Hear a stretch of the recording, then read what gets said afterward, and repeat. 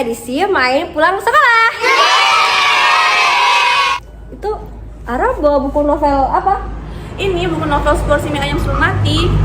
Ara, kamu baca buku ini juga? Iya, seru banget. Aku juga baca. Jadi kita bertiga baca. Iya, bener-bener. Kok kalian pada baca? Sih? Kalian belum baca? Gimana kalau misalkan main kita kali ini kita sambil baca salah satu buku novel yang berjudul Seporsi Mie Ayam Sebelum Mati. Jadi ikuti keseruan vlog kita pada hari ini ya. Ayo, ayo, ayo, ayo. Lalu guys, jadi ini adalah proses pemberangkatan kita. Kita mau ke lokasi apa namanya? Ya, semangkuk miso. Say hi, say hi. Hai. Bensin guys. Babon.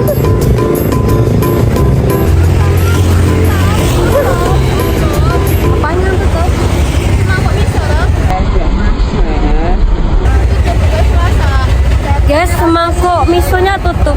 Kita harus mikirin plan B. Tahu kan Jovi tahu? Mau banget Jovi nggak sih? Jovi nggak? Ah, Wadi! Baik rekam.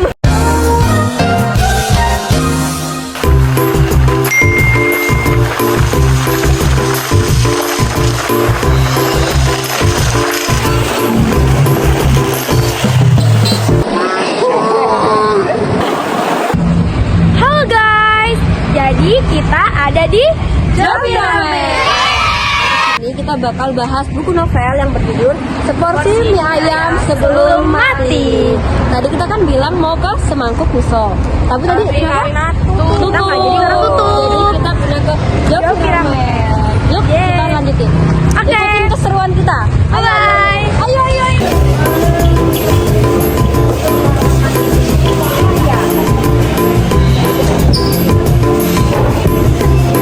Aku mau pakai ini.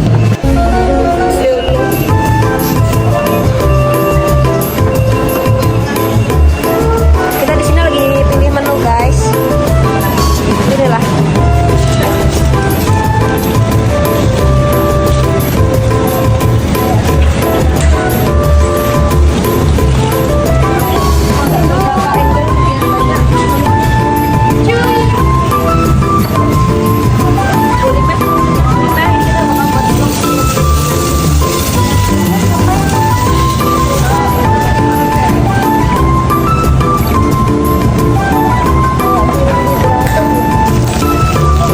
Beberapa angle biar banyak.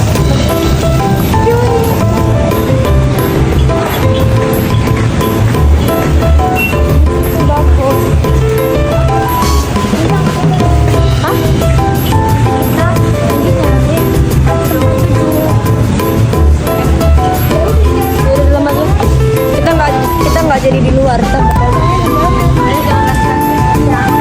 ya udah di dalam aja biar masuk.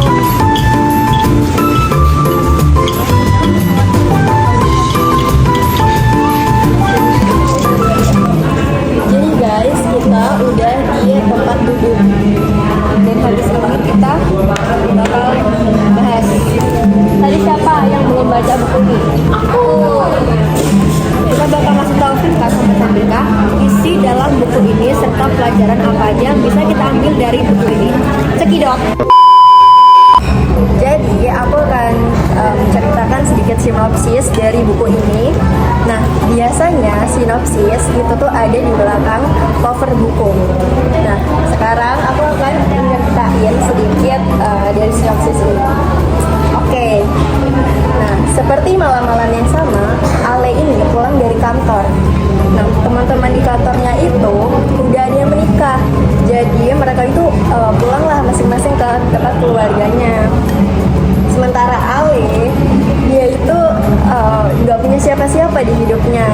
Jadi dia sekarang di malam ini, di malam itu, dia itu duduk sendirian di parkiran mobil yang udah usang gitu. Sama ditemani oleh sebotol birnya, rokok murah, dan juga sepotong kue ulang tahun yang dia beli sendiri gitu. Nah, di malam itu Ali itu takut banget dan dia tuh berpikir kalau dia tuh udah menjalani hidup yang seperti yang sebagaimana seharusnya gitu. Nah, semakin lama pikiran dia itu tuh semakin overthinking gitu deh. Nah, terus muncullah pertanyaan besar di kepala dia. Apa tuh? Yaitu pantaskah hidup ini dia lanjutkan? Nah, menarik banget kan? Nah, terus di malam itu tuh dia tuh berdiri nih menatap langit. Nah, dia punya tekad yang begitu bulat gitu. Dan dia tuh udah yakin banget kalau dia tuh mau bunuh diri 24 jam dari sekarang gitu. Penasaran kan? Oke, di sini aku bakal ngejelasin latar belakang dari tokoh utama di buku novel ini. Namanya itu Ale, umurnya itu 37 tahun. Dia itu pekerja kantoran gitu. Tapi banyak teman-teman kantornya itu kayak ngejauhin dia karena dia tuh bau badan, terus gemuk dan hitam juga. Dia tuh dijauhin gitu, guys. Oh, berarti itu bully guys. Bener-bener bully banget. Kasian banget, bully gila. banget. Iya, terus karena itu dia tuh 3 bulan lalu ke psikiater gitu kan, guys. Nah, dia tuh didiagnosis depresi akut. Ya itu karena dia dijauhin, terus tuh kayak dia tuh nggak ada semangat hidup gitu. Jadi dia tuh kayak ya putus asa. Iya benar, putus asa gitu, ya. frustasi. Iya. Dan dari keluarganya juga, ibunya tuh kayak nyuruh si Ale ini biar cepetan nikah. Padahal tuh si Ale tuh mau kayak belum menemuin lah cewek yang bener-bener cocok sama dia ya. Karena banyak yang ngejauhin si Ale itu. Karena ya bau juga. Iya kan, bau itu. Padahal tuh dia tuh udah pakai deodoran, udah pakai parfum mahal, tapi tetap aja karena badannya gemuk itu ya, jadinya kayak berpengaruh juga. Hormon itu guys. Tapi sebelumnya Ale itu pernah pacaran nggak? Pernah waktu SMA, tapi 1 tahun kalau nggak salah aku baca itu si ceweknya tuh kayak nganggep si Ale tuh nggak ada gitu loh, kayak cuman ya udah gitu. Kasian banget. Nggak dianggap ya sih. Iya. Nah, tadi kan kalian udah dengar tuh dari Ara cerita tentang latar belakangnya Ale. Dan aku di sini bakal ngasih tahu alasan kenapa buku novel ini tuh dikasih judul Seporsi Mie Ayam Sebelum Mati. Jadi ceritanya, waktu si Ale lagi frustasinya sama dunianya, dia itu udah kepikiran loh buat ngakhirin dirinya dalam 24 jam. Di sini itu tertulis 24 jam sebelum mati. Di 22 jam sebelum dia mati, dia tuh bangun tidur. Karena dia mau mati, ketika dia bangun, dia tuh bersihin loh seluruh kamarnya. Karena dia pikir waktu ketika dia ditemuin dalam keadaan mati di apartemennya, orang-orang tuh ngelihat keadaan kamarnya itu tuh udah bersih. Dan dia juga sempat bersihin spring bednya, terus dia juga embuangin sisa-sisa putung rokok. Karena kamarnya si Ale itu kan dia tuh kayak peminum, perokok berat, jadi ya isinya kayak barang-barang kayak gitulah. Terus di sisa 19 jam sebelum dia mati, dia tuh sempat nulis kayak surat wasiat yang isinya kayak permohonan maaf, terus permohonan terima kasih kepada teman-teman kantornya, permohonan maaf karena belum sempat nikah ke mamanya gitu. Terus di sisa 17 jam lagi sebelum dia mati, dia itu ngambil seluruh sisa tabungannya kayak buat foya-foya lah. Tapi yang pertama dia lakuin itu adalah ke psikiaternya dulu. Dia bilang ke psikiaternya dia mau nge-stop untuk berobat. Dia tuh bilang dengan alasan dia mau pulang jauh ke kampung. Ya psikiaternya tuh percaya aja, padahal ya tahu sendiri lah sebenarnya dia tuh mau pulang kemana. Nama tuh Allah. Iya kan? Jadi sebenarnya udah ada kata pamit ya. Iya, udah ada kata pamit sebenarnya. Dia kayak sempat pamit ke orang-orang gitu. Dan di sini tertulis sisa 11 jam lagi sebelum Ale mati. Dia tuh habis dari psikiater, habis kayak belanja, ngabisin seluruh tabungannya. Bukannya pulang, dia tuh kepikiran buat makan mie ayam. Mie ayam langganan dia, Mas Jo. Dan dia tuh waktu berjalan buat ke tempat mie ayamnya, sempet loh buka HP. di dalam waktu yang panjang itu sama sekali nggak ada notifikasi dari temen-temennya kayak nyariin dia kenapa hari ini bolos kerja. Kan kayak sedih banget nggak sih? Iya, sedih Iya kan, kayak sedih banget gitu kan. Cuma satu orang nggak sih? Cuma satu orang gitu.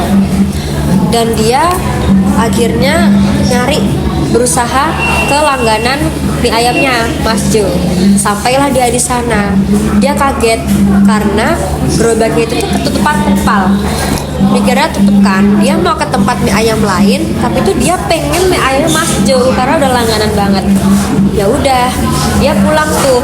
Tapi dia lihat lagi ternyata ada bapak-bapak yang ngesampirin terpal di gerobaknya. Pikir dia mau buka kan, dia udah excited banget tuh buat beli mie ayam. Dia datang lagi, ternyata si bapak-bapak itu tuh bukan suruhannya Mas Jo, tapi si gerobaknya Mas Jo itu ternyata udah dibeli sama orang-orang, udah dibeli gitu. Ya kecewa dong si Alinya. Terus dia tanya ke bapak-bapak itu, si Alinya tanya, mau diantar ke rumahnya Mas Jo. Akhirnya diantar lah. FYI rumahnya Mas Jo itu tuh masuk ke gang-gang sempit. Sampai lah di sana, ini degongnya. Kenapa tuh? Rumahnya Mas Jo itu rame. Tapi ramenya ada bendera kuning berkibar. Waduh. Nah, Apa tuh? kaget dong dia. Akhirnya dia tanya ke sana, Pak, apa benar ini kediamannya Mas Jo? Iya. Mak cegagi. Terus. Ya kan, karena abis itu dia masuk ke rumahnya Mas Jo, ketemulah sama si anaknya Mas Jo. Akhirnya si Ale tuh ngenalin diri kalau dia itu pelanggan setianya Mas Jo. Dan alhamdulillahnya si anaknya Mas Jo itu kayak welcome banget loh si Ale, karena dari sekian banyaknya pelanggan mie ayamnya Mas Jo, cuman si Ale doang yang datang buat ngelayat. Akhirnya si Alenya itu disuruh duduk, ikut apa namanya kalau itu tuh Azia ya, ikut Azia. Dan lucunya si Ale tuh kayak ngerasa kayak dia tuh nggak bisa baca Quran, dia nggak bisa baca Quran, dia nggak ngerti jauh dari hal-hal gitu pokoknya. Terus Ale itu agamanya apa? Nah itu di buku ini tuh kayak kayak Kristen gitu loh, kayak Kristen. Setelah ngelewatin takziah itu, tiba-tiba waktu mau makamkan, Ya. kayak mau makamin Mas Jo, dia tuh dipanggil sama bapak-bapak yang mau ngangkat keranda. Kayak bro tolong ikut angkat keranda gitu. Karena badan dia kan. Karena badan dia tuh gede. Jadi di situ maksudnya belum tahu kalau itu Mas Jo.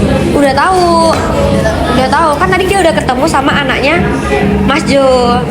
Nah habis itu si Ale tuh kayak mikir kayak ini kan gue mau mati, kenapa malah gue malah gue makanin orang, gue malah ngesimulasiin orang mati gitu. Nah, terus sehabis dia pulang dari kediamannya Pak Jo, dia ini mampirlah ke warung. Dia mampir ke warung untuk beli rokok.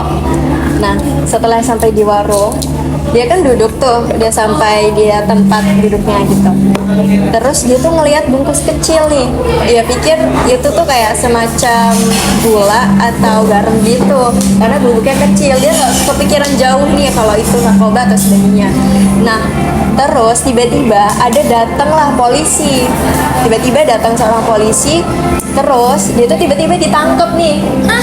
Iya, dia ditangkap langsung kayak digelebuk-gelebuk gitu loh. Kaget dong si Alenya. Kalau kayak gitu kaget lah pasti. Akhirnya shock juga. Sedangkan dia tuh rencana matinya kan tinggal beberapa jam lagi tuh, tapi malah ditangkap. Ya, plot twist banget kan. Nah, habis itu dia tuh diborgol kan. Nah, dia tuh dapat perlakuan buruk banget dari polisi itu. Dia tuh ditendang, terus kepalanya dipukul, bahkan kayak benar-benar sadis itulah. Sampai segitunya seharusnya kan nggak boleh. Iya benar kan. Tapi polisi itu ada alasannya. Nah itu narkoba ya nggak sih? Terus gongnya itu tiba-tiba ada salah satu orang masuk kan, yang Iya. masuk penjara. Tapi seorang yang masuk penjara itu kayak dirangkul banget gitu loh sama polisinya. Kayak diistimewakan lah. Kayak diistimewakan. Sama gitu. Makanya si Ale bertanya-tanya. Namanya itu siapa sih namanya lupa? Murad. Murad ya, Murad. Murad. Nah, namanya itu Murad. Dia tuh bertanya-tanya kenapa si Murad ini tuh diistimewakan. Nah, setelah Ale diajarin si Murad ke tempat klub itu, dia tuh ketemu sama pemilik klub itu namanya Mami. Ketemu lagi sama seorang pekerja di situ namanya Juleha. Si Juleha sama si Murad, si Ale itu tuh sempat saling berbagi cerita loh. Ternyata alasan Juleha kerja di situ tuh karena dia harus menghidupkan anaknya gitu. Nah, hal unik dari si Ale ini sebelum menuju kematiannya, dia tuh selalu dapat peristiwa-peristiwa yang kayak yang dia tuh sendiri tuh nggak expect. Dia tuh sempat loh ketemu sama HRD-nya di parkiran klub. Dibawalah lari nama HRD itu. Karena apa? Karena si HRD itu kaget waktu tahu si Ali tuh pergi sama Murad. Si HRD itu tuh bilang kalau si Murad tuh bukan orang yang benar. Makanya si HRD itu tuh lari ngebawa si Ale. Gitu. Nah, terus kan tadi kan si Ali sama si HRD itu kan ke parkiran tuh. Nah, nama HRD itu adalah Ipul. Nah, jadi si Ali sama si Ipul ini pergilah ke rumahnya Ipul gitu. Nah, di situ Ipul tuh bilang kalau dia tuh si Ale itu ditunggu-tunggu banget sama istrinya. Kayak istrinya tuh pengen banget ketemu sama si Ale. Nah, waktu itu kan si Ale itu kenapa istrinya tuh pengen banget ketemu sama Ale, karena waktu itu kebetulan banget nih Ale itu kan ulang tahun. Nah, dia itu naruh kue di kantornya, berharap itu ada yang makan kan kuenya itu. Ternyata sampai sana, sampai dia tuh sorean gitu, dia ngecek lagi lah kuenya itu nggak ada yang makan sama sekali. Kuenya si Ali. Iya benar. Nah, habis itu dia ketemulah sama si Ipul ini. Dia itu lagi ngepel gitu deh. Nah, habis itu dia kasihlah kue itu ke Ipul. Nah, Ipul tuh seneng banget karena secara kebetulan Ipul sama anaknya itu ulang tahunnya tuh sama tanggalnya. Bisa pas gitu ya. Ipul itu tuh kayak anaknya tuh pengen banget gitu loh dapet kue ulang tahun gitu. Nah, jadilah itu tuh kayak benar-benar hadiah yang terindah gitu deh bagi anaknya pada saat itu. Nah, setelah Ale tahu ceritanya, dia tuh jadi mikir kalau kuenya itu ternyata ditaruh di tempat yang mana orang itu lebih ngehargain kue itu. sih. Ternyata ya orang yang nggak disangka-sangka malah lebih ngehargain Ale kan. Iya benar. Nah, yang terakhir aku suka banget nih sama kata-kata ini. Hidup itu seperti pertandingan tinju. Kekalahan itu tidak ditentukan ketika kamu jatuh, tetapi ketika kamu memutuskan untuk tidak mau bangkit lagi. Dari situlah Ali itu mikir dan ngerasain bahwa bara api kecil nih yang tadi sore itu masih tersisa di dalam hati dia, itu tuh ini telah berangsur-angsur padam gitu. Akhirnya si Ali itu bisa makan ayam. Kan anaknya Masdo yang ada di dalam hanya Masdo. Itulah ending dari ceritanya. Jadi itu selesai. Aku boleh gak baca ini dan aku menghargai ayat dan novel ini? Boleh banget. Dan dia nanti aku yang Jadi makna dari novel ini itu kita harus tetap hidup walaupun dari hal-hal yang kecil. Iya. Nah, jadi intinya hidup sering terasa berat, tetapi makna bisa muncul dari hal-hal kecil yang kerap kita abaikan. Nah, iya. Kira udah selesai bahas buku ini. Sekarang kita mau siap-siap buat pulang karena waktu udah menunjukin pukul